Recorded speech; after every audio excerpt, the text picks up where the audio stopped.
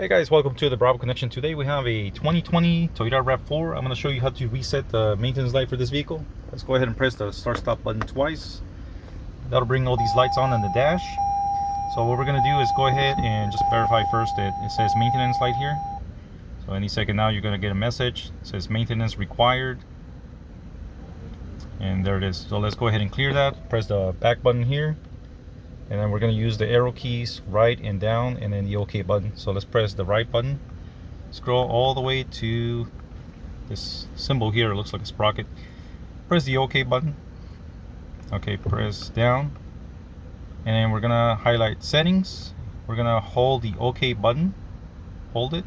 That'll let you enter this menu. So we're gonna go to scheduled maintenance, press OK, and it's asking to reset. Say yes, press the OK button. And that's pretty much it. Go ahead and press back. And now let's go ahead and verify. Turn everything off. Key on position. And there should be no more message here. So that means that you successfully reset the maintenance light. And that's pretty much it. Alright guys, thanks for watching. Give it a thumbs up if you liked the video. Subscribe. Catch you next time. Take care.